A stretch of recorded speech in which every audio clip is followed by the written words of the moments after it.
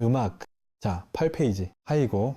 왜냐하면 수볼이야. 만약 보살이 유가 무슨 유예요? 예. 있을 유가 있으면 아상, 인상, 중생상, 숫자상이 있으면 곧 바로 아닐빛 뭐가? 아니다. 보살이 아니다. 진정한 수행자가 아니다. 보살마살 진정한 수행자가 아니다. 그 아상인상, 중생상, 수자상이 무슨 뜻이냐? 산스크리트 원문에 나와 있는 아상인상, 중생상, 수자상의 원래 의미, 인도 철학인을 연구하고 계시는 분들의 원래 의미를 또 설명을 드릴 테지만, 우리 한국 불교는 조선시대 이후로부터 금강경을 공부할 때 누구 스님의 해설서를 기준으로 삼았다? 육조 해능대사의 금강경 해설서를 기준으로 삼아서 우리 옛적 큰 스님들은 육조 해능대사가 설명한 아상인상, 중생상, 수자상의 뜻, 풀이를 기준으로, 옛 스님들은 육조 해능대사의 설명, 방식을 기준으로 삼았어요. 그래서 옛날 우리 큰 스님들이 이해하셨던 아상인상, 중생상, 수자상, 육조 해능대사 금강경 해설서에 나와 있는 아상인상, 중생상, 수자상을 대해서 제가 읽어드릴 거예요. 그 여러분 좀 받아 적으세요. 알겠죠? 아멘. 한번 싹 받아 적으시면 좀 내용이 길어요. 근데 한번 싹 받아 적으시면 옛날 우리 큰 스님들은 아산인상, 중생상, 수자상을 이렇게 이해하셨구나라고 이해하면 되는데, 문제는 요새는 그렇게 해석한다 안 한다? 안 해요. 요새는 현대불교학에 발달했기 때문에 당시 인도 철학에서 말하는 아인상, 중생인상, 수자상이 어떤 뜻이냐? 이제는 현대 불교학 관점에서 이제 아상인상, 중생상, 수자상을 이해하지. 육조해능 대사가 생명한 아상인상, 중상인상, 수자상을 요새는 잘 인용을 안 해요. 저희가 왜냐면 너무나 중국적으로 재해석됐어요. 물론 육조해능사가 깨달음을 얻으신 큰 선지식이시라서 그분이 풀이하신 아상인상, 중생상, 수자상도 그 나름대로 깊은 뜻은 있지만, 인도 철학, 인도 불교에서 말하는 원래 의미의 아상인상, 중생상, 수자상하고는 좀 결이 다르다. 육조 해능대사가 설법한 아상인상, 중생인상, 수자상은 너무 어떤 그 사유 방식이 녹아져 있다. 중국적인 지나치게 중국적인 사유 방식이 녹아져 있다. 이런 관점에서 좀 이해를 하셨으면 좋겠어요. 그럼에도 불구하고 우리 한국 불교의 큰 스님들은 육조 해능, 대사의 아상인상, 중생상, 수자상 해석 방법을 기준으로 삼았기 때문에 우리 옛적에 큰 스님들이 해석하셨던 아상인상, 중생상, 숫자상을 먼저 한번 공부해 볼게. 알겠죠? 뭐 골고루 알아두면 좋으니까. 자, 이 원문을 조금 이해하기 쉽게 살짝 문장을 좀 다듬었어요. 한문으로 설명드리면 너무 딱딱해가지고 약간 현대적으로 문장을 살짝 원문의 원래 뜻을 어긋나지 않는 선에서 문장을 좀 매끄럽게 다듬었습니다. 한글본으로. 자, 육조 해능대사, 능대사, 사상풀이야상, 중생상, 수자상, 풀이, 사상풀이, 알겠죠? 네. 중생과 부처의 본성은, 오늘 이거 다 읽으면 끝나겠다. 내용이 길어서 한번 그냥 쭉 받아 적으세요. 중생과 부처의 본성은 본래 성품. 본성은 본래 다름이 없으나, 중생과 부처의 본성은 본래 다름이 없으나, 적으셨어요? 네. 사상, 아상인상, 중생상, 수자상, 사상이 있기 때문에 사상, 아상, 인상, 중생상, 수자상 사상이 있기 때문에 무여열반에 들지 못하는 것이다. 예, 완전한 깨달음, 완전한 행복, 무반에 들지 못하는 것이다. 사상이 있기 때문에 무여열반에 들지 못하는 것이다. 적으셨어요? 네. 사상이 있으면, 여기서 사상하면 뭐라고 이해해야 돼요? 아상, 인상, 중생상, 수자상. 사상이 있으면 곧 중생이요. 사상이 있으면 곧 중생이요. 사상이 없으면 곧 부처이니, 사상이 없으면 곧 부처이니, 사상이 있으면 곧 중생이요. 사상이 없으면 곧 부처이니. 적으셨어요? 네. 미혹하면 미혹하다. 예. 어리석어지면 미혹하면 부처도 중생이 되고, 미혹하면 부처도 중생이 되고, 깨달으면 중생이 곧 부처가 된다. 깨달으면 중생이 곧 부처가 된다. 적으셨어요? 네. 다시 한번 읽어드릴게요. 미혹하면 부처도 중생이 되고, 깨달으면 중생이 곧 부처가 된다. 자, 여기서부터 이제 아상에 대한 설명이 나와요. 잘 적으세요. 미혹한 사람은 재물과 학문과 가문을 가졌다는 가문. 좋은 가문. 있죠? 좋은 집안, 가문. 미혹한 사람은 재물과 학문과 가문을 가졌다는 자만심에 빠져. 미혹한 사람은 재물과 학문과 가문을 가졌다는 자만심에 빠져. 자만심의 심이에요. 자만심에 빠져. 여기까지 적으셨어요? 네, 콧방귀. 모든 사람을 하찮게 여기네. 그 모든 사람을 무시하니, 모든 사람을 하찮게 여기니, 그러니까 재물, 학문, 가문을 가졌다는 자만심에 빠져 모든 사람을 하찮게 여기니 여기까지 적으셨어요? 네, 이를 아상이라 한다. 이를 알아 한다. 쉽죠? 아멘. 자만심에 빠진 걸 아상이라 한다. 근데 이건 약간 중적인 해석이에요. 미혹한 사람은 재물과 학문과 가문을 가졌다는 자만심에 빠져 모든 사람을 하찮게 여기니 이를 무엇이라 한다? 아상이라 한다. 자, 아상 하나 배웠네요. 자꾸 읽어보세요. 자, 이제 인상 비로이의 예지 신 한번 따르세요.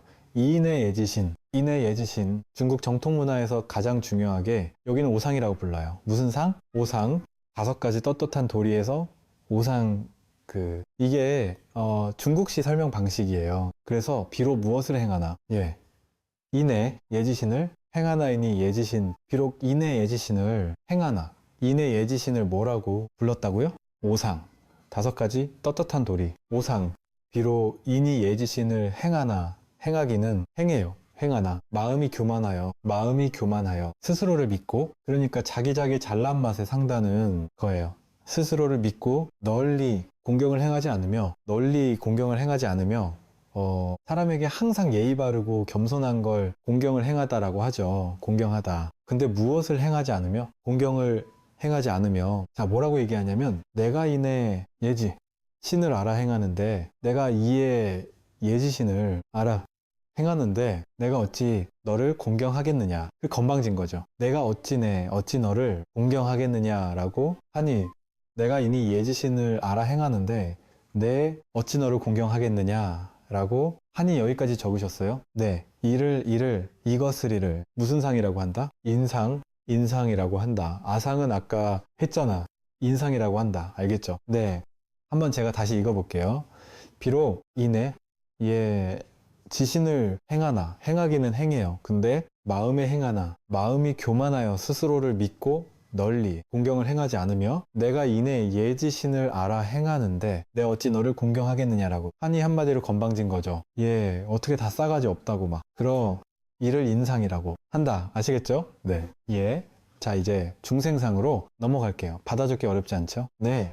근데 여러분, 이렇게 한번 적는 게 나중에 두고 도움이 돼요. 그죠, 여러분? 자, 중생상 또한 좋은 일은 자기에게 돌리고, 누구에게 돌리고? 자기에게. 노래 중에, 그죠? 돌리고 그거 있죠? 노래. 또한 좋은 일은 누구에게 돌리고? 자기에게 돌리고, 굳은 일은, 그깟 나쁜 일은, 굳은 일은, 나쁜 일은 남에게 떠넘기니 못됐다. 그죠? 사유상화라면 이런 인간들이 있죠. 굳은 일은 남에게 떠넘기니 이를 무슨 상이라 한다? 중생상이라 한다. 그거 완전 중적인 해석이에요. 또한 좋은 일은 자기에게 돌리고, 굳은 일은 남에게 떠넘기니 이를 중생상이라 한다. 여기까지 하셨어요? 네.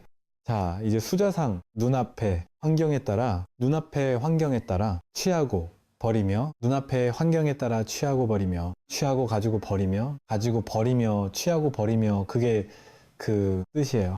끊임없이 분별하니. 눈앞의 환경에 따라 취하고 버리며 끊임없이 분별하니 이를 무슨 상이라 한다? 수자상이라 한다. 이를 수자상이라 한다. 눈앞의 환경에 따라 취하고 버리며 끊임없이 분별하니 이를 수자상이라 한다. 여기까지 아상인상, 중생상, 수자상 하셨어요? 네. 근데 이제 여기서 안 끝나요? 여기서 안 끝나고, 자, 밑에 적어 주세요. 이것이 바로 따라했어요. 범부. 우리 말로 번역하면 일반 사람, 일반 사람, 범부의 사상이다. 여기서 사상하면 뭐라고 해석하라고 했어요? 아상인상, 중생상, 수자상. 지금까지 설명한 건 누구의 사상이다? 범부, 일반 사람의 사상이라는 거예요. 이것이 바로 범부, 일반 사람의 사상이다. 여기서 한번 끊고, 여기까지가 범부, 일반 사람의 사상이면 이제 무엇의 사상이 또 따로 있겠어요? 수행자의 사상이 또 따로 있대요. 지금까지 설명한 건 누구의 사상? 범부의 사상. 범부가 무슨 뜻이라고요? 일반 사람의 사상이고. 자, 지금부터 다시 읽어주는 거는 누구의 사상? 수행자의 사상이 또 따로 있대요. 어렵죠? 이거는 중국식 해석이에요. 그래서 옛날 우리 조선시대 이후에 큰 스님들은 이렇게 해석하셨구나. 6조. 해능 스님이 설명하신 걸 이렇게 받아들이셨구나. 그래도 여러분 받아 적으니까 뭔가 좀 이런 뜻이구나 하고 뭐가 좀 와닿죠. 네. 와닿긴 뭐가 와닿아? 시험 치면 아무것도 모르는 거잖아. 그래도 이렇게 받아 적는 것만 더 훌륭하신 거예요. 예. 자, 그러면 이제 수행자의 사상이 이제 이어서 적어. 보세요. 수행자에게도 역시네, 가지 집착이 있으니, 사상이 있으니, 수행자에게도 역시 사상이 있으니네. 가지에 집착이 있으니, 적으셨어요? 네. 수행자에게도 역시 사상이 있으니, 마음에 주관과 객관을 나누어. 원문에서는 따라어 능소라고 되는데, 능소를 한글로 해. 매끄럽게 해석하면 주관과 객관을 나누어 마음의 주관과 객관을 나누어 능속, 주관과 객관을 나누어 일반 중생을 대수롭지 않게 여기는 것을 아상이라 한다. 한다. 주행자에게도 역시 네 가지 집착이 있으니 마음의 주관과 객관을 나누어 일방 중생을 대수롭지 않게 여기는 것을 아상이라 한다. 적으셨어요? 저를 한번 보실래요? 아상인상, 중생상, 수자상, 번뇌망상이 사라지면 마음이 하별이 생겨야 돼요? 평등해야 돼요? 편등해야 되는데 아상인상, 중생상, 수자상, 번뇌망상이 생기니까 마음에 평등한 마음이 깨지고 주관과 객, 이것이다, 저것이다, 마음에서 분별심이 일어난 거예요. 마음에서 분별심이 일어난 게 마음의 주관과 객관으로 나누어져. 마음에 뭐가 생겼다고요? 분별이 생기고 너와 내가 평등하다는 평등심이 사라지니까 일반 중생을 보고 어떻게 여겨요? 무시하는 마음, 대수롭지 않게 무시하는 마음, 하찮게 여기는 마음이 생겨요. 그걸 무슨 상이라 부른다? 아상이라 부른다. 설명해 주니까 이해하기 쉽죠? 예. 그래서 이거는 그냥 이분의 해석이에요.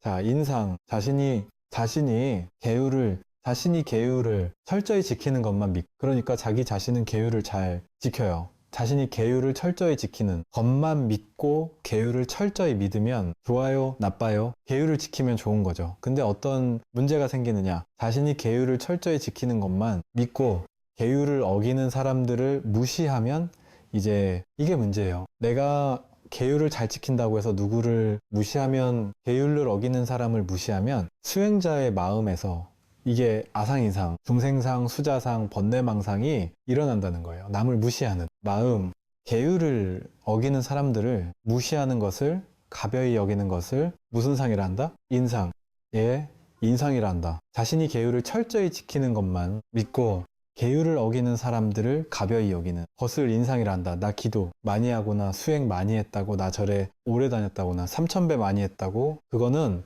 훌륭해요, 안 훌륭해요? 훌륭해요? 훌륭하지만 나 잘났다 하고 나보다 못한 사람들을 무시하는 마음이 생기면 이미 무슨 상에 걸려버린 거다? 인상에 걸려버린다는 거예요. 그래서 절에서 큰 쓴데 뭐라고요? 인상 쓰지 마. 인상 쓰지 마. 얼굴 곱게 펴. 막 이렇게 얘기하는 거죠. 어디 가서 얘기하지 마. 그 뜻이 아닌 거 아시잖아요. 알겠죠? 예. 그러니까 나 잘났다라는 마음을 놓으라는 거예요. 예, 나 잘났다. 그리고 여러분도 아무리 잘났다 생각해도 내가 보기엔 여러분들 중에 잘난 사람 아무도 없어요. 아무리 가르쳐줘도 맨날 잊어먹는데 여러분 중에 잘난 사람 없어요. 내가 보기에는. 그나마 전생에 복을 많이 지어서 금강경 공부 열심히 하시는구나. 참으로 훌륭하시다라고 생각하지만 여러분들 중에 잘난 사람 없어요. 잘났다는 생각하지도 마세요. 아멘? 예. 그런데 끝까지 들어봐요. 어디서 말고야?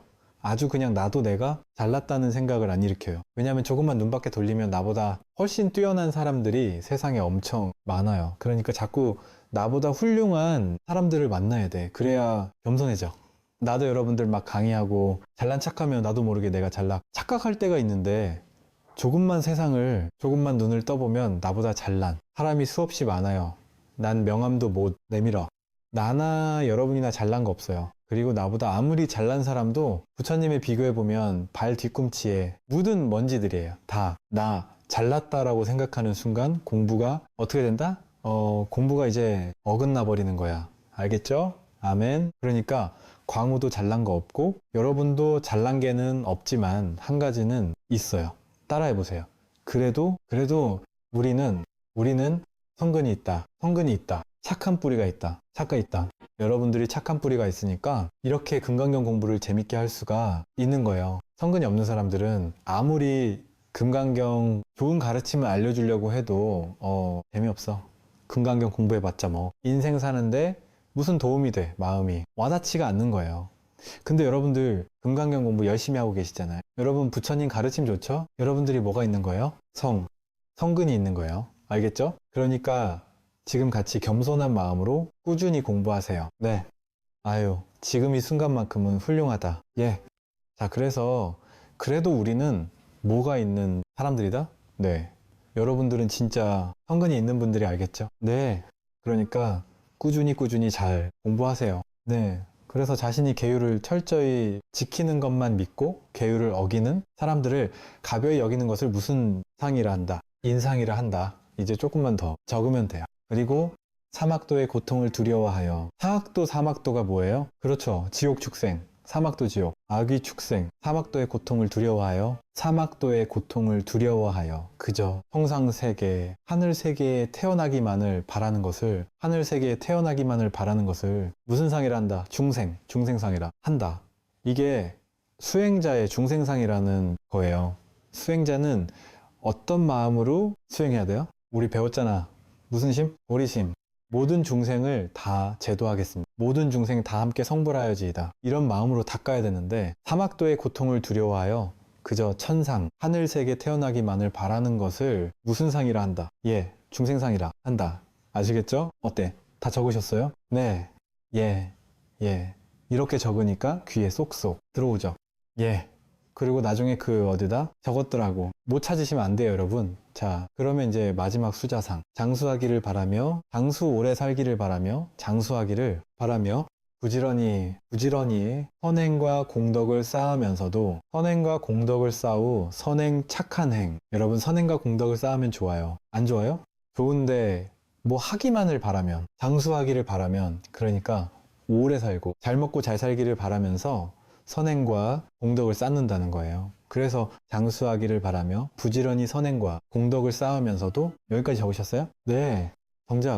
장작 아니에요. 정작 마음속 깊은 곳에 수많은 집착을 내려놓지 못하는 것. 정작 마음속 깊은 곳에 수많은 집착을 내려놓지 못하는 것. 장수하기를 바라며 부지런히 선행과 공덕을 쌓으면서도 정작 마음속 깊은 곳에 수많은 집착을 내려놓지 못하는 것. 이것이 바로 무슨 상이다? 이것이 바로 수자상이다. 절에 다니는 불자 90%는 다 이럴 거예요. 절에 가서 부처님 앞에서 간절히 꽃방기 기도하시는 대부분 불자들은 장수하기를 바라고 잘 먹고 잘 살기를 바라면서 선행과 공덕은 져요. 부처님 오신 날 등도 달고 사이도 올리고 기도비도 올리고 스님들 막 용채도 드리고 그거는 잘한 거예요? 못한 거예요? 아멘. 잘하긴 잘하지만 깨달음의 눈으로 보면 장수하기 잘 먹고 잘 살고 오래 살기를 바라면서 선행과 공덕을 지으면서 마음속 깊은 곳에 무엇은 내려놓지 못하고 집착은 내려놓지 못하니 헌업을 지키는 짓지만 복을 지키는 짓지만 무슨 상에 걸린 거다? 수자상에 걸린 거다. 야, 이게 누구한테는 얘기예요? 예, 이게 우리한테는 얘기예요. 우리한테 하는 얘기. 너는 어떤 마음으로 수행하냐? 이런 마음으로 수행하고 절에 다니고 공부하면 사상에 걸린 거다. 이제 우리한테 가르쳐 주는 거예요. 알겠죠? 그래서 내용이 좋지만 하지만 무슨 사유가 너무 깊게 깔려 궁극적인 사유가 너무 짙게 깔려 있어요. 그래서 제가 다음 시간에 인도 불교에서 말하는 아상인상, 중생상, 수자상 설명을 들으면 내용이 새롭게 느껴질 거예요. 알겠죠? 네. 자, 그래서 그러므로 이 사상이 있으면 사상이 뭐라고 했어요? 아상인상, 중생상, 수자상. 그러므로 이 사상이 있으면 곧 중생이요. 사상이 있으면 중생이요. 사상이 없으면 곧 무엇이다? 부처님이다. 사상이 있으면 곧 중생이요. 사상이 없으면 곧 부처님이다. 여서 말한 사상은 아상인상, 중생상, 수자상이에요. 아멘. 자, 그러면 우리 여러분 한번 같이 읽어볼까요? 네. 자, 시작. 중생과 부처의 본성은 본래 다름이 없으나네. 가지 집착 사상이 있기 때문에 무여, 열반에 들지 못하는 것이다. 상이 있으면 곧 중생이요. 사상이 없으면 곧 부처이니 미혹하면 부처도 중생이 되고 깨달으면 중생이 곧 부처가 된다. 미혹한 사람은 재물과 학문과 가문을 가졌다는 자만심에 빠져 모든 사람을 하찮게 여긴 이 일을 알아한다. 비록 이내 예지신을 행하나 마음이 교만하여 스스로를 믿고 널리 공경을 행하지 않으며 내가 이내 지신을 알아 행하는데 내 어찌 너를 공경하겠느냐라고 하니 이를 인상이라 한다. 또한 좋은 일은 자기에게 돌리고 굳은 일은 남에게 떠넘기니 이를 중생상이라 한다. 눈앞의 환경에 따라 취하고 버리며 끊임없이 분별하니 이를 수자상이라 한다. 이것이 바로 범부의 사상이다. 자, 다시 이제 시작. 수행자에게도 역시 사상이 있으니 네 가지 집착이 있으니 마음의 주관과 객관을 나누어 일반, 중생을 대수롭지 않게 여기는 것을 아상이라 한다. 자신이 계율을 철저히 지키는 것만 믿고 계율을 어기는 사람들을 가벼이 여기는 것을 무시하는 것을 인상이라 한다. 그리고 사막도의 고통을 두려워하여 그저 청상세계에 태어나기만을 바라는 것을 중생상이라 한다. 장수하기를 바라며 부지런히 선행과 공덕을 쌓으면서도 정작 마음속 깊은 곳에 수많은 집착을 내려놓지 못하는 것. 이것이 바로 수자상이다. 그러므로 이 사상이 있으며 곧 중생이요. 사상이 없으며 곧 부처님이다. 와, 받아 적느라 고생하셨어요. 그다 쫙 받아 적으니까 아상, 중생상, 추자상이 대충 이런 뜻이구나 라는 거 알겠죠? 아멘. 요 모든 걸 이렇게 다 종합하면 나 잘났다. 남을 무시하는 마음, 나 잘났다는 마음, 남을 무시하는 마음, 그리고 깨달음과 중생제도를 위해서 수행하는 게 아니라 나 잘되고 싶은 마음에 수행하는 그런 마음을 다 합쳐서 아상인상, 중생상, 수자상이라고 하고 육조 해능 대사는 이런 식으로 해석했어요. 그 조선시대 이후에 우리 큰 스님들도 금강경 공부하실 때 사상을 이런 식으로 해석을 하셨어요. 지만 다음 시간에 이제 아상인상, 중생상, 수자상을 좀 인도불교, 인도 철학적인 관점에서 현대불교와 관점에서 다시 새롭게 제가 또 해석을 해드릴게요. 알겠죠? 네. 오늘 마치겠습니다. 습니다. 박수, 음악. 여러분 반갑습니다. 저는 혜안쌤이라고 합니다. 제가 강의할 내용은 불교 음악, 명상에 관한 내용입니다. 불교 명상의 그 실제에 대해서 어떻게 실천, 방법에 대해서 제가 강의를 하려고 합니다. 불교는 명상의 종교고 사실은 불교의 시작과 끝은 음악, 명상입니다. 저희가 일상에서도 실천할 수 있는 그런 영상에 대해서 또 그 원리에 대해서 제가 강의를 하려고 합니다. 음악. 사실 이게 명상은 바로 마음의 짐을 내려놓는 과정입니다. 마음의 짐이라는 게 우리 마음에 있는 괴로움, 스트레스, 고통들인 거죠. 이 불교의 목적도 마찬가지입니다. 불교라는 종교의 목적도 바로 이 마음의 짐을 내려놓기 위한 것입니다. 괴로움에서 벗어나기 위한 것.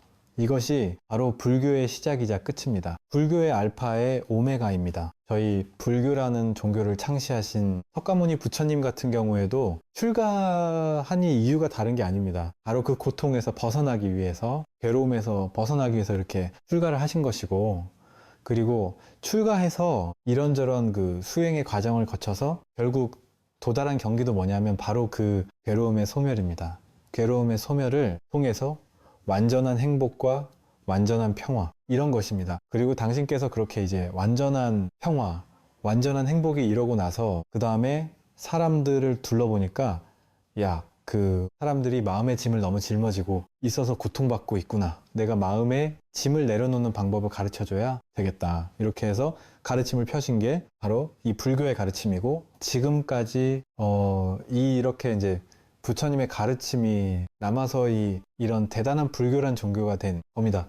그래서 사실 불교의 핵심 가르침은 바로 고통에 관한 소멸례, 소멸을 어떻게 시킬 것인가에 관한 부분이 사실 불교의 핵심입니다. 그게 여러분들께서 많이 들어봤던 사성제입니다. 네, 아주 성스러운 진리죠. 이건 뭐냐면 요즘 참 세계 인류가 코로나 바이러스 때문에 너무나 고통을 받고 있습니다. 참 안타까운 일이죠. 그래서 의사들이 또는 그 의학자들이 이 코로나 바이러스의 어떤 실체를 파악을 하고 그 원인을 찾고 또 이 치료법, 또 치료약이나 백신을 개발해 놓으려고 이렇게 노력을 합니다.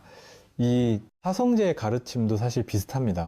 이건 뭐냐면 고통이라는 게 어떤 것인가, 괴로움이라는 게 어떤 것인가, 바이러스가 우리를 괴롭히는 것처럼 그 괴로움이 무엇인가, 또 그 괴로움의 원인은 무엇인가, 예를 들면 코로나 바이러스가 일어난 원인은 무엇인가, 그리고 그 해결된 경지, 곧 괴로움이 소멸된 경지는 어떤 것인가?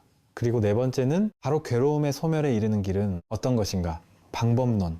괴로움의 소멸에 이르는 방법론은 무엇인가? 그러니까 코로나 바이러스의 치료법이나 또는 그 백신을 개발하는 것이죠. 그러니까 이것이 바로 사성제고 흔히들 고진멸라고 합니다. 고성제 고통의 진리 집성제, 고통의 원인에 관한 진리, 멸성제의 고통이 소멸된 경제에 관한 진리, 그리고 그 도성제 고통의 소멸에 이르는 길, 그 방법론에 관한 것이 바로 이 사성제입니다. 이 부처님께서는 불교의 가르침은 바로 이 고통에서 벗어난 길을 가르쳐 주는 것입니다. 특히나 불교, 명상이라고 하면은 바로 고통의 소멸에 이르는 길에 관한 진리입니다. 그러니까 코로나로 치면 코로나 바이러스라면 코로나 바이러스의 백신이나 치료약과 같은 것입니다. 그 도성제, 그러면 그 고통의 소멸에 이르는 그런 도성제는 그럼 무엇인가? 흔히들 팔정도라고 합니다. 팔정도. 이 팔정도는 그 8가지로 이루어지죠. 그죠? 여러분들 많이 들어보셨을 겁니다. 정견, 정사유, 정어, 정업, 정명, 정정진, 정염, 정정, 이렇게 8가지입니다. 제가 어릴 때는 뭐 도덕책 같은데 윤리책 같은 나왔는데 요즘은 모르겠습니다만은 이 8가지인데 이건 단순히 흔히들 그냥 바르게 보고 바르게 말하고 바르게 노력하고 단순한 그 세속에서 얘기하는 그런 바르게 사는 것, 바르게 행동하는 것, 바르게 마음 쓰는 거하고는 사실 완전히 다른 것입니다. 이거는 얘를 우리가 어떤 병을 치료하려고 하잖아요. 코로나 바이러스를 치료하려고 하면은 아주 그 바이러스를 치료할 수 있는 정확한 어떤 치료법 또는 치료약이 있어야 되잖아요. 마찬가지로 우리가 고통에서 벗어나려면은 그 고통에서 벗어날 수 있는 방법론이 나와야 됩니다. 그 사성제라고 할 때 사성제에서 두 번째는 집성제입니다. 고통의 원인에 관한 진리인데 그 고통의 원인이 무엇인가? 괴로움의 원인이 무엇인가? 그것은 바로 그 가래라고 합니다. 가래가 뭐냐? 굉장히 목이 마른 거죠. 사막에서 우리가 막 콧방귀 걷다 보면 목이 굉장히 마르잖아. 한열물을 안 마시고 뛰어다니다 보면 목이 마르잖아요. 목이 타잖아요. 그것처럼 목이 타는 것과 같은 걸 가래라고 합니다. 그러면 이제 이게 가래가 흔히 뭐 다른 마른 집착이라고도 할 수 있습니다. 이 가래가 바로 고통의 원인데 이 가래를 한 3가지 정도로 좀 더 나눠 보면은 이걸 탐진치 삼독심이라고 합니다. 그러니까 이제 탐심은 욕심내는 거, 진심은 썩내는 거, 취심은 어리석은 마음을 얘기합니다. 그리고 이것을 통틀어서 삼독심이라고 하는데 왜 삼독심이냐? 삼독심할 때 독은 사람을 중독시킨 독과 같은 겁니다. 그러니까 이 삼삼독심이라는 게 이 3가지가 바로 독과 같이 우리를 고통스럽게 중독시키기 때문에 바로 삼독심이라고 하는 겁니다. 이 삼독심이 바로 이제 고통의 원인이라는 것이죠. 그러면은 삼독심이 첫 번째, 탐심은 무엇이냐? 흔히들 탐심은 야, 나 이게 먹고 싶어, 이거 탐심이죠? 난 좋은 차를 타고 싶어. 내가 멋진 명품백을 들고 싶어. 이런 버전 탐심입니다. 근데 사실 좀 더 그 근본적인 의미에서는 탐심은 일체에 원하는 말입니다. 일체에. 그게 물질을 원하든, 내가 어떤 성공을 원하든, 또는 행복을 원하든, 평화를 원하든, 심지어 깨달음을 원하더라도 이 모든 원함은 바로 탐심입니다. 이게 바로 고통의 원인 중에 한 가지라는 거죠. 그리고 진심은 뭐냐? 흔히 썩냄이라고 얘기를 합니다. 근데 엄마한테 성을 낸다, 친구한테 성을 낸다, 뒤에서 차가 내 차를 박아서 내가 성을 낸다, 그 사람한테 내가 실패를 성을 낸다, 이런 것도 다 그 성냄이죠. 그렇지만 성냄은 좀 더 넓은 의미가 있습니다. 그 의미가 무엇이냐면 일체에 싫어하는 마음 또는 불만족. 내가 예를 들면은 한숨, 지금 공부하기 싫다. 이것도 사실 진심입니다. 싫어하는 마음이니까. 나는 시금치를 싫어하는데, 시금치 먹기 싫어. 이것도 어떻게 보면은 진심입니다. 내 마음이 평화롭지가 않아요. 우울해. 나 여기서 벗어나고 싶어. 나이 상태가 싫어. 이런 것도 전부 다 진심입니다. 일체에 싫어한 마음. 어리석은 뭐냐면 바로 아까 얘기했던 사성제, 고통에 관한 진리, 사성제에 대한 발음법에 대한 이해가 없는 것. 이게 바로 어리석음입니다. 그러니까 요약하자면은 바로 원하는 마음과 싫어함과 불만족, 바로 어리석음이 바로 고통의 원인이라는 것이죠. 그리고 이것을 제거하면은, 이것을 소멸시키면은 우리가 바로 괴로움에서 벗어난다는 것이죠. 그리고 이 세 가지 탐진치를, 원함과 불만족, 실함, 어리석음을 제거하는 방법론이 바로 8종도입니다. 이 8종도는 아까 8가지로 얘기했지만은 또 이걸 3가지로 요약할 수도 있습니다. 이 3가지가 뭐냐면은 흔히들 개정에 사막이라고 합니다. 개정의 사막. 개는 뭐냐? 여러분들 뭐 불자들 같으면은 5개가 있잖아요. 탈생하지 말라, 훔치지 말라, 사된, 음행을 하지 말라, 거짓말 하지 말라, 술 마시지 말라. 스님들 같으면은 250개가 있습니다. 250가지 지켜야 될 그런 일종의 규율이 있습니다. 비구 스님들 같은 경우는 근데 사실 이렇게 어떤 우리가 윤리적, 도덕적으로 지켜야 될 그런 규율이란 의미도 있지만은 이건 좀 더 폭넓게 보자면은 덕 있는 삶을 사는 것이 바로 덕행입니다. 사람이 야, 저 사람은 인격이 괜찮아, 쓰는 게 괜찮아, 참 순수해 이러잖아요. 저 사람은 덕이 있어 이러잖아. 어떤 행동이나 말이나 마음으로 이렇게 덕 있는 삶을 살잖아요. 그게 바로 덕행입니다. 그 다음에 개정의 중에 정은 뭐냐? 삼매입니다. 삼매. 여러분들 뭐 삼매를 들어보셨죠? 그죠? 흔히들 세속에서는 뭐 한숨, 독서 삼매에 빠진다 이랬잖아요. 책을 읽다 보면 그게 쭉 빠지더라서 콧방귀, 주의를 완 잊어버리면 이제 그런 것처럼 그 명상을 통해서 마음이 깨어있는 상태로 하나의 깊이 몰입된 상태입니다. 그리고 이 해는 뭐냐? 해는 지혜입니다. 지혜. 이 지혜는 어떤 정신과 물질 몸과 마음을 있는 그대로 보는 것입니다. 보통은 뭐냐면 사람들은 영원하지. 아는 것을 영원하다 보고 변하는 것을 영원하다고 봅니다. 내게 아닌 것을 내 것이라 보고 고통인 것을 고통이 아니다, 아니라고 보는 그런 어떤 전도된 견해가 있습니다. 이런 걸어내고서 이 우리의 몸과 마음을 있는 그대로 보는 것이 바로 지혜입니다. 수행을 측면에서 보자면 좀 더 구체적으로 개중의 개는 아까 얘기했다시피 덕행의 측면이고 정은 사마타에는 윗바사나라고도 표현할 수가 있습니다. 수행적인 측면, 명상의 측면에서 정은 사마타라고 하는데 이 사마타가 무엇이냐? 이 명상 주제 저희가 다음 시간에 호흡 명상에 대해서 배울 텐데요. 그런 예를 들면은 호흡, 명상이라면 호흡, 명상이라는 호흡이라는 명상 주제죠. 주제라고 합니다. 명상 주제를 알아차림에 의해서 아까 얘기했던 탐독심, 탐진치, 무언함과 싫어함, 불만족을 놓아버려서 마음을 고요하고 평화롭게 만드는 것. 이것이 바로 사마타입니다. 그리고 해지혜를, 지혜의 측면은 바로 윗바사나라고 할 수 있습니다. 윗바사나가 무엇이냐? 윗바사나는 이것도 마찬가지로 탐진치 삼독심, 원함과 불만족을 실험함을 놓아버리게 한 방법이지만은 이것은 반조를, 자기 마음에 대한 반조를 통해서 이런 탐진치를 놓아버린 것이 바로 윗바사나입니다. 그러니까 예를 들면 생각이 있다면은 생각이 아침에 했던 생각이 있단 말이죠.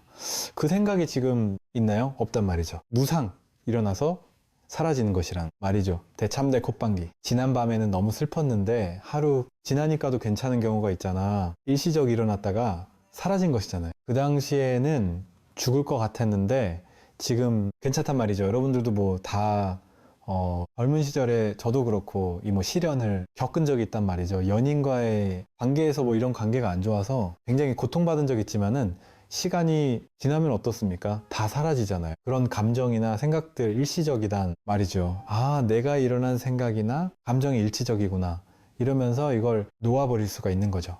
또는 이게 내가 내 마음에 어떤 이런저런 생각들이 나를 괴롭힌 생각들이 있단 말이죠. 근데 이걸 계속 잡고 있으면은 괴롭단 말이죠. 근데 어느 순간 마음을 돌이켜서 이걸 놔버린단 말이에요. 그러면 그 고통에서 벗어나게 됩니다. 그러면서 이게 생각을 잡고 있는 감정을 잡고 있는 것이 고통이구나. 내가 고통을 고통스러운 걸 내가 왜 잡고 있지? 이렇게 반주하면서 저희가 이런 괴로움에서 벗어날 수도 있습니다. 이렇게 마음에 대한 반조를 통해서 이 탐진치를 놔버린 것이 바로 윗바사나라고 합니다. 이 흔히들 비유를 하자면은 이 호수로서 비유를 할 수가 있습니다.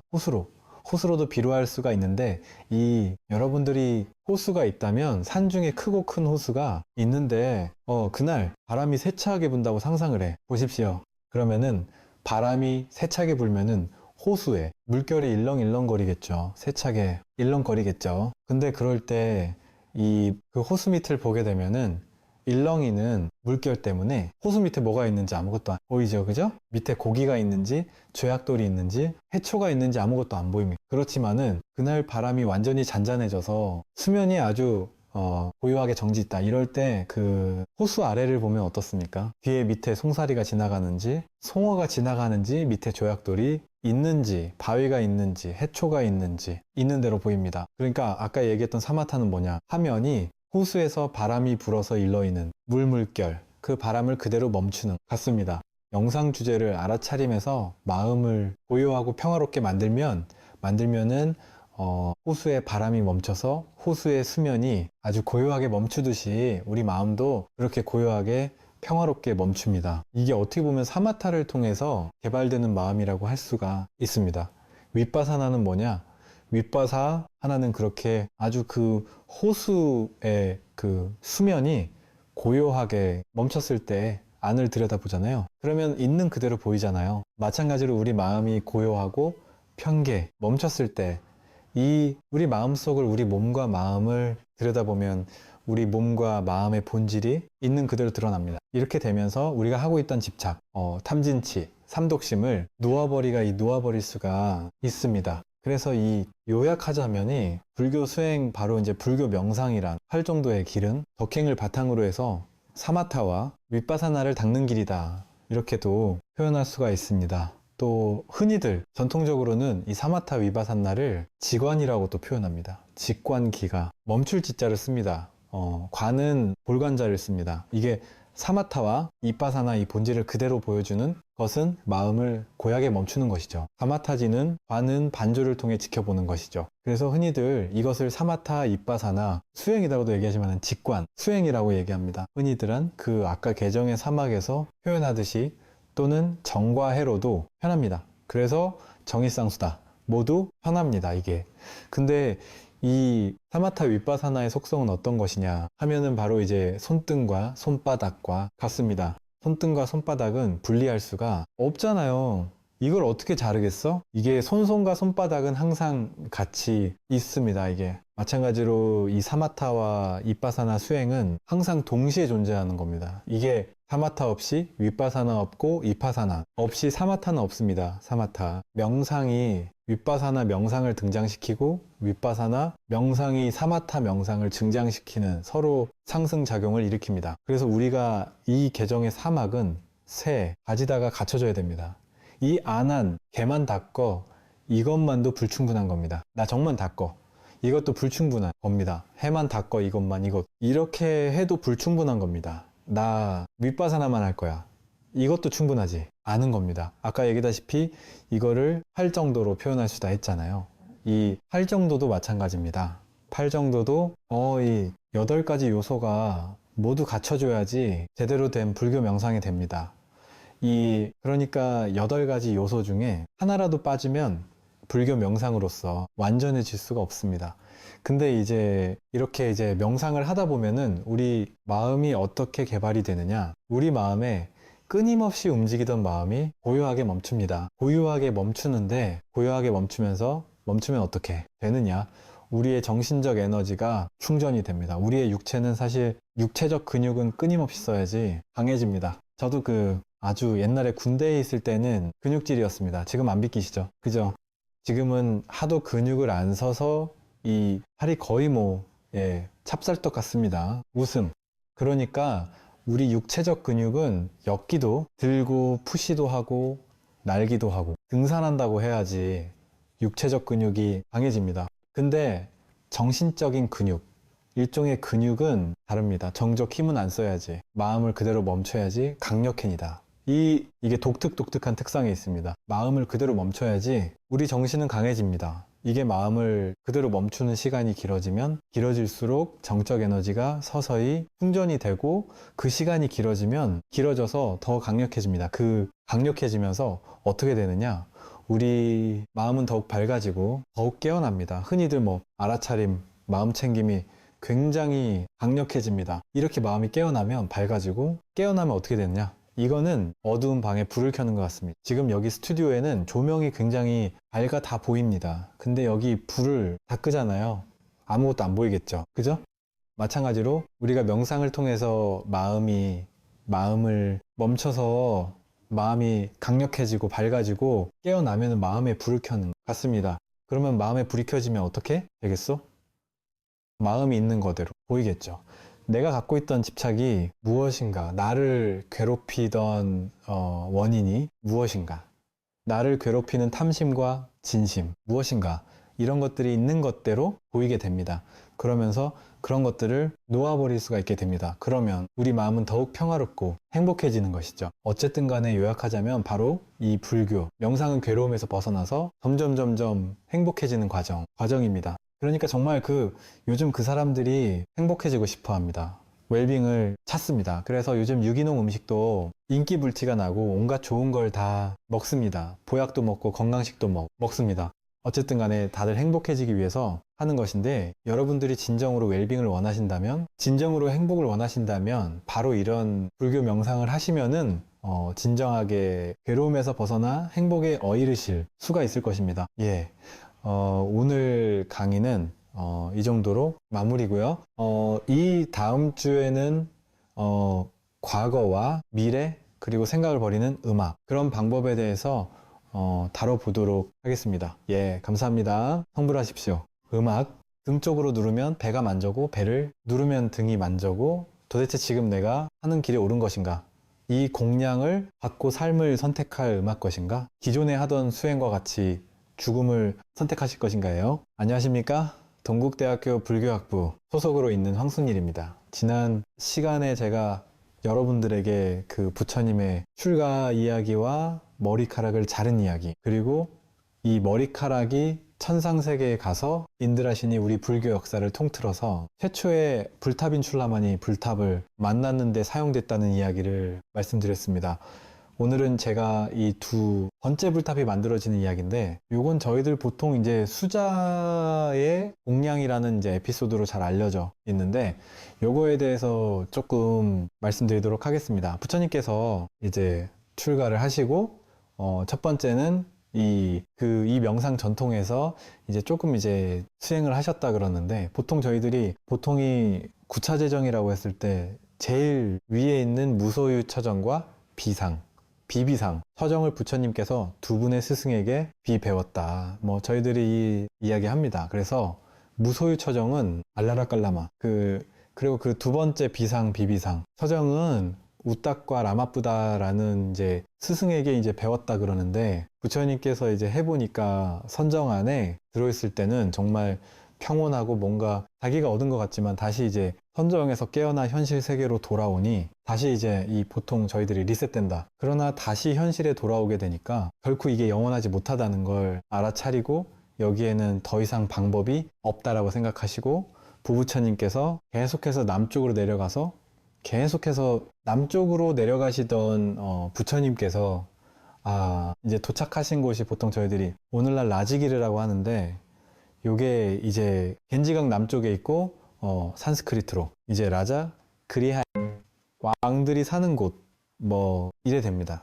그죠? 여기에 가면 이제 산지가 있고, 바로 그 북문에서, 왕사성 북문에서 부처님께서 이제 이 마가다국의 왕이 될 빈비사라를 만나게 되는데, 이제 빈비사라가 보니까 부처님은 이 수행자이지만 신체도 당당하고 어떤 부명이나 행실이나 얼굴빛이 너무 좋기 때문에 부처님께 우리 같이 함께 우리나라를 통치하자라고 제안했지만, 부처님께서는 내가 가야 할 길은 세간에 있는 게 아니라 출세관에, 난 지금 현재 깨달음을 추구하는 수행자이기 때문에 출가 수행자로서의 길을 가겠다라고 하니까, 빈비사라가 이제 부처님께 만일 당신이 깨달음을 얻는다면 꼭 나에게 와서 그 깨달음을 전해달라, 이 약속 이제 부처님이 그 다음에 이제 지키시게 됩니다. 따라서 이제 최초의 이제 불교 사원인 벨루바나 중림 정사가 이제 만들어지게 되는 그 에피소드와 이제 연결되게 되는데, 콧방귀 부처님께서는 왕사성을 지나서 계속해서 이제 남쪽으로 내려가고, 왕사성 남쪽에 가면 이제 가야라는 아주 오래된 이제 마을이 있는데, 이 가야에서 조금 더 내려가면 내란자라강이 두 개로 이렇게 갈라지는 곳이 있습니다. 그죠? 그래서 보통류 지역을 그 당시에는 우르벨라고 그랬는데 이 지역에 가니까 이제 옆에 이제 돌산이 하나 있습니다. 그래서 이 돌산을 저희들이 전정각산이라, 그리고 강이 두 개로 갈라지는 고북에서 강이 갈라지는 이 강사에 있는 마을, 그러니까 우리 치은 이제 여의도 비슷한 건데, 그죠? 바로 그 마을이 숫다빌리지라고 그러고요. 이제 부처님께 공양을 올렸던 수자가 사는 마을이 되고요. 마을과 강을 건너서 전정각산이라는 돌산 사이에 있는 숲을 저희들이 고행님이라 그럽니다. 그래서 바로 이 고행님과 정각산을 왔다 갔다 하면서 부처님께서 한 6년 정도 이제 고행을 했는데, 혼자 하신 게 아니라, 보통 고행은 혼자 하면 어렵습니다. 그죠? 이제 여러 사람이 하나의 그룹으로 하는데, 부처님께 이때 처음으로 반짜박계야 비구 보통 오비그라 그럽니다. 5명으로 구성된 수행자 5분이 부처님과 함께 고행했다. 그래서 오비구와 함께 이제 부처님께서 고행하시게 됐는데, 초기 경전에 부처님의 고행 이야기를 보면 음악 부처님께서 어떻게 말씀하시는가 하면, 등 쪽으로 자기가 이렇게 누르면 배가 만져고, 배를 누르면 등이 만져고, 온몸에는 이 그 마디만 이렇게 튀어나와 있을 뿐 나머지는 완전히 이렇게 딱딱 붙어 있는, 그죠? 뭘 완전 그렇게 본인이 힘들었고, 음악 머리는 뜨거운 태양 아래 바싹 말라서 쭈글쭈글해진 이 사과 껍데기와 같았으며, 부처님의 엉덩이는 새로 된 말 발꿈처럼 딱딱했다라는 이야기를 부처님 합니다. 그 다음에 지면 아주 중요한 이야기를 하시는데, 하지만 나의 눈빛만은 아주 깊은 우물 속의 음악, 반사된 달이 반짝반짝 빛나는 것처럼 나의 눈빛만은 반짝반짝 음악 빛나고 있었다. 깨달음을 얻겠다는 부처님의 이 추구와 의지만은 비록 신체는 음악 다 죽고 갔지만 전혀 변하지 않았다. 이제 요걸 이제 부처님께서 이제 그렇게 표현하시는데, 그렇게 이제 힘들게 이제 부처님께서 수행을 하셨는데요. 이제 이게 이제 자이나 교의 수행입니다. 음악. 당시 이제 자인교는 우리의 신체적인 움직임을 최소화하고, 어떠니 이 먹는 거를 포함한 모든 행위를 중단시켰을 때 더 이상의 우리가 업을 만들지 않는다면 핵계 꼭대기까지 가서 이 깨달은 사람들과 함께 영원히 산다라고 하는 이제 그런 세계관을 가지고 있었는데, 이제 자이나교의 아마 이 고행주의 전통에 따라서 아마도 부처님께서 고행하셨던 것 같은데, 자이나 교식으로 우리 한다면 문제가 뭔가 하면 죽어야만 깨달음을 얻을 수 있습니다. 그죠? 깨달음을 내가 얻을 수 있을지 없을지, 내가 완벽하게 괴로움에서 벗어날 수 없을지 죽어야만 알기 때문에 우리가 살아서 알 수가 없는 겁니다. 그래서 이제 부처님께서 이제 거의 다 이제 6년간 그렇게 고행을 하셨으니 다 죽어가고 있었는데, 다 죽어가면서 부처님께서 가만히 생각해 보니, 내가 지금 이 상태로 죽어가지고는 내가 깨달음 얻었다는 확신을 전혀 내가 얻을 수 없구나.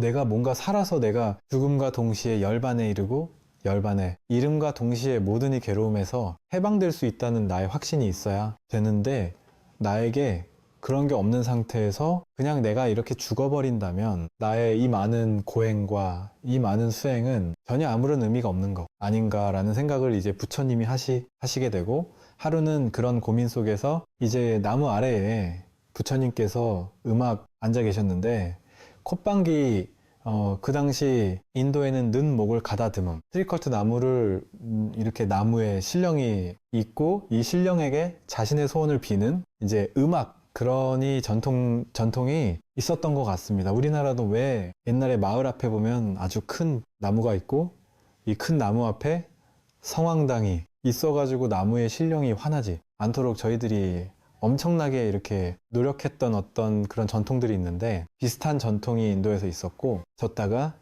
오늘은 내가 항상 중요시하는 나무에게 정말 제대로 된 공양을 올리겠다, 음악 해가지고 수다가 수다집에는 이제 소가 1000마리 있었다 그럽니다. 그죠? 소마리에서 젖을 짠 다음에 음악 부글부글 끓여가지고 절반으로 만들어서요, 젖을 500마리에게 먹입니다. 그죠? 그 다음에 이 500마리에게 젖을 짜서 또 부글부글 끓여서 절반으로 음악 만들어서 250마리 계속 줄어들면 소천 마리의 양분이 한 마리의 이제 소에 다 집중되고 바로 그 우유를 짜서 죽을 만듭니다. 그죠? 요게 이제 부처님에게 음악, 올린 공양이 되고, 근데 이제 인드라신이 가만히 보니까 이거는 너무 많은 영양분이 들어있기 때문에 음악 만일 부처님이 욕을 드신다면 결코 수화를 지킬 수 없을 것 같으니까 천상세계에서 급이 내려와 음악 가지고 신들이 먹는 이제 약을 여기다 탑니다. 부처님이 순식간에 6년간의 고용에서 바로 회복될 수 있도록, 따라서 깨달음을 얻을 수 있도록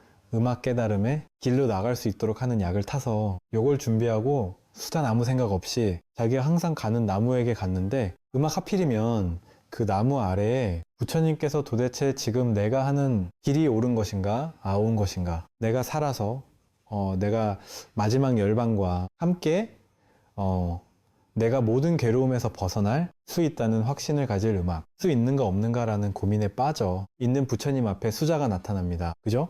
그 수자는 나무 앞에 가 보니까 음악, 평소에는 나무밖에 없었는데 그날은 딱 가니까 아주 이 치열하게 수행을 해서 음악 피골이 상접해 있는 겉과 같은 모습을 가지고 있지만 눈빛만은 초롱초롱 빛나는 이 수행자가 앉아 있는 걸 보고, 저분이 바로 이 나무의 스피릿, 신령이구나.